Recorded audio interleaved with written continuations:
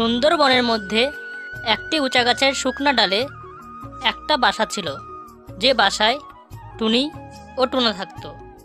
টুনি সেই বাসায় দুটা ডিম দিয়েছিল। কিছুদিন পরে আমাদের ডিম ফুটে আমাদের সন্তানেরা বেরিয়ে আসবে। তার আগেই আমাদের খাবার সংগ্রহ করে রাখতে হবে, যাতে পরে আর কোনো অসুবিধা না হয়। হ্যাঁ টুনা, আমিও ওটাই ভাবছিলাম যে আমরা যদি আগে থেকে খাবার সংগ্রহ করে রাখি, তাহলে পরে আমাদের আর কোনো অসুবিধার শিকার হতে হবে না। চলো আমরা খাবার নিয়ে আনি বনে থেকে। তারপরে টুনি ও টুনা বনে চলে যায় খাবার আনার জন্য। বনের মধ্যে কিছু দূর যাওয়ার পর একটা শিকারি কাক টুনাকে ধাক্কা মেরে জলে ফেলে মেরে ফেলে এবং টুনিকে তাড়া করে মারার জন্য। এবং টুনি কোনো মতে তার প্রাণ বাঁচিয়ে সেখান থেকে তার বাসায় চলে যায় আর কাঁদতে কাঁদতে বলে, টুনা, তোমাকে ওই পাজি কাক মেরে ফেললো। এখন আমি এই ডিমগুলোকে নিয়ে একা একা কি করবো? কিছুদিন পর টুনির সেই দুটো ডিম ফুটে তার ছানারা বেরিয়ে আসে। তখন টুনি বলে, সন্তানেরা, তোমরা বাড়িতে বসেও থাকো, আমি বনে যাচ্ছি খাবার আনতে। বাড়িতে একটুকু খাবার নেই, আর কেউ কিন্তু কোথাও যাবা না, আর ওই বাসা থেকে নিচে নামবা না। তারপরে টুনি খাবার আনার জন্য বনে চলে যায়। আর সেই বনে মিচকে নামে একটি শিয়াল থাকতো, যে খাবার খোঁজার জন্য বনে যায়। সাধু বাবা, আমায় একটা তাবিজ দেন। আমার ঘরে আমি মেম্বার, আমার বউ চেয়ারম্যান। টুনির একটা ছানা তাদের বাসা থেকে পড়ে যায়। তখন সেই পাজি শিয়াল সেখানে আসে। সাধু বাবা, আমায় একটা তাবিজ দেন।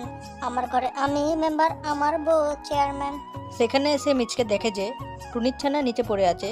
তাই মিচকে বলে যে, আরে বাইরি, আমার কপালটা কত ভালো, আজকে আমি টুনির ছানা পেয়ে গেলাম। আজকে আমাকে এটাই খেতে হবে, কচি কচি টুনি। যাই তাড়াতাড়ি টুনির ছানাকে খেয়ে নি। এই বলে মিচকে একটু আগালেই টুনি সেখানে আসে এবং তার ছানাকে বাঁচিয়ে নেয়। তখন মিচকে বলে, আরে মাইরি বলছি, আর একটুর জন্য আমি টুনির ছানা খেয়ে নিতাম। টুনি তখনই চলে আসলো। এরপরের দিন আমাকে ফের আসতে হবে টুনির ছানা খেতে, কারণ টুনির ছানার অনেক টেস্ট। আরে সোনা, তুমি বাসা থেকে নেমেছিলে কেন? আমি যদি আসতে আর একটু দেরি করতাম, তাহলেই তো ওই পাজি শাল তোমাদের ধরে খেয়ে নিত। তোমরা তো অনেকই বড় হয়েছো, কালকে থেকে আমি তোমাদের ওরা শেখাবো। এ কথা শুনে টুনির ছানা খুশিতে বলে, কি বলছো মা? কাল থেকে আমরা উড়বো? কি মজা হবে!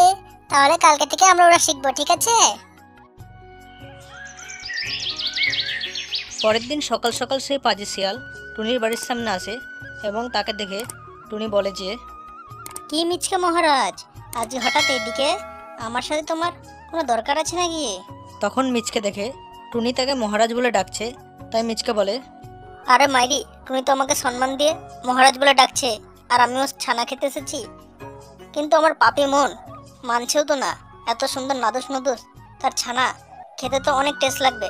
তার চেয়ে ভালো আমি আজকে খাবো না, অন্যদিন আসবো। আরে টুনি, সেরকম কোনো কথা না। আমি এমনি এসেছিলাম তোমার সাথে দেখা করতে, তাই চললাম, ঠিক আছে? লালটু ঘটকের কথা শুনা অল্প বয়সে করলাম বিয়া। লালটু ঘটকের কথা শুনা। তারপরে টুনি তার বাসা থেকে নিচে নামে এবং তার সন্তানদেরও নামতে বলে। যেহেতু তার সন্তানরা উড়তে জানতো না, তাই তারা বাসা থেকে নিচে লাফ মারে। সোনারা, তোমরা যে কবে থেকে ওরা শিখবা, তখন না আমি শান্তি পাবো। কারণ ওই বদমাশ মিচকে শিয়াল যখন তখন এসে তোমাদের উপর আক্রমণ করতে পারে। তাই তার আগে আগে তোমাদের ওরা শিখতে হবে, বুঝতে পারলা তোমরা? মিচকে শিয়াল আড়ালে লুকিয়ে ছিল, তাই টুনিদের কথা শুনে এবং সেখানে চলে আসে। তখন টুনির ছানা সমেত টুনিরা সেখান থেকে উড়ে পালায়। আরে মাইরি বলছি, টুনির ছানারা তো উড়তেই জানতো না, হয়তো আমাকে দেখে ওরা শিখে গেল। আর আমার টুনির ছানা খাওয়া হলো না, সব তো পালিয়ে গেল। এখন আমি কলা খাই। এ আমার সাথে কেমন হলো? আমি তো টুনির ছানা খেতে পেলাম না বন্ধু গো। বন্ধুরা, যদি আমাদের এই ভিডিওটা তোমাদের ভালো লেগে থাকে, তাহলে একটা লাইক এবং চ্যানেলটাকে সাবস্ক্রাইব করে দেবা এবং কমেন্টটা করতে ভুলবা না কিন্তু।